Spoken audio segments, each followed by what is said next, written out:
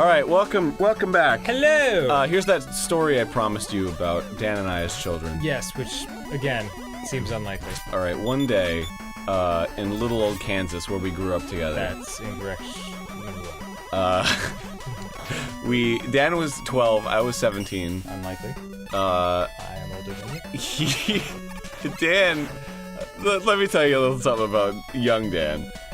He was really into crime, like murders, all the time.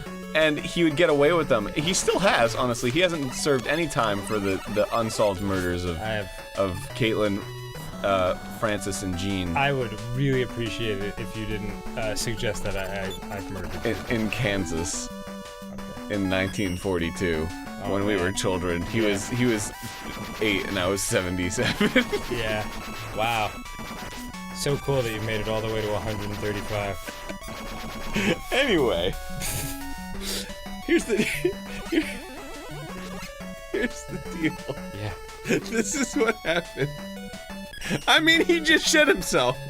We were hanging out at the DQ, at the Dairy Queen. The DQ is what I call it. No one calls it that. Oh fuck! Oh, I opened it, but it didn't work. Okay. All right, I gotta do it again. Anyway, we were hanging out at the DQ. Dan shit himself 17 times in a row. Okay. And it was consecutive. Right. Like he. But it was the 40s, so these things didn't matter. Well, actually, it was no internet. It was actually worse than. It was actually the 2040s. If it happens in the 40s.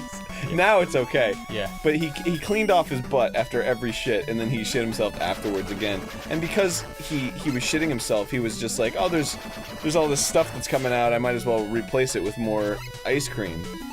And what happened was, he would just keep shitting out the ice cream.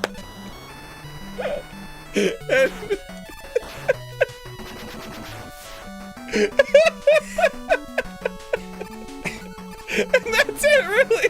We are losing our minds right now. That's the end of the story. Good story, Aaron. So, if I may recap. I have to make this, dude. When we were young children. I was 77 and you were 2. When you were a young child of 77, growing up in Kansas in the 40s, and I was a murderer of 2 years old. I shit myself. 17 times. 17 times. At a Dairy Queen. At a Dairy Queen. That's the end, huh? That's...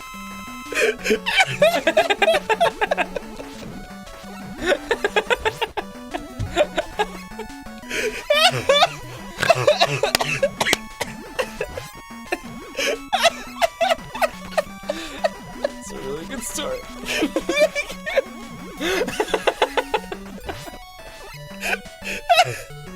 I think it's the Dairy Queen part that really gets me. Yeah, absolutely. Absolutely. Oh my god, there's so many one-ups! Did you see it? Yeah, I saw that. I saw that, Aaron.